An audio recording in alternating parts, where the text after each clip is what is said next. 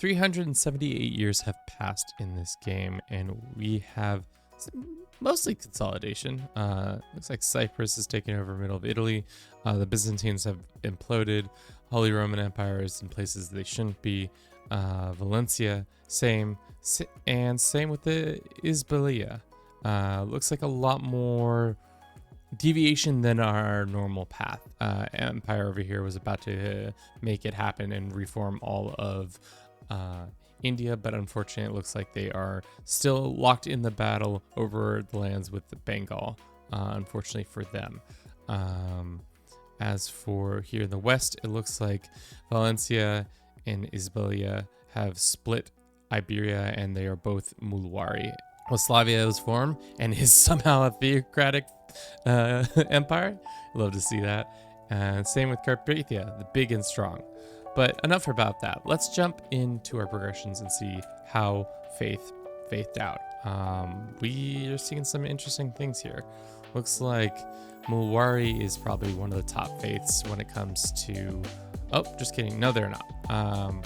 It's still Catholics, then Orthodox, and then Matrodeism actually came in and did it. The fact that Orthodox is spread all the way through the Middle East, and same with Coptic, is interesting. I'm unsure why that exactly happened. Maybe just crusade after crusade, but usually Jerusalem will be a Catholic thing.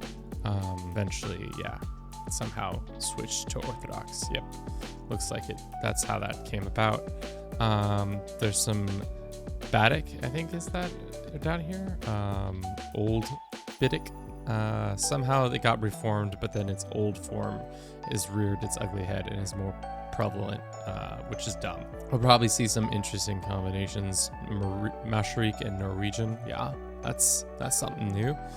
English culture, Norwegian and Anglo-Saxon. That's something. It's not quite English. Seemed like people were turning over at any point, were getting their butts kicked, and then immediately were turning around and kicking somebody else's butt. But as for the Kingdom map mode, we have some changes over here a little bit. More changes down here. Actually, it's pretty sizably normal. Finland's taking bites of Sweden. I don't see that much change. Maybe some change over here. A little bit more of this and that happening. As for the Empire map, obviously Iberia has finished their struggle, so everything became a weird Empire tier. But for the most part, everybody else did, and they died. I think you're not seeing a lot of that happening. Not a lot of Mongol states, at least. Persia outproduced the Persian Empire. Just Empire of Persia meet the Persian Empire. Love to see it. Seemingly so. After this much time, usually it's not this yellow, I don't think.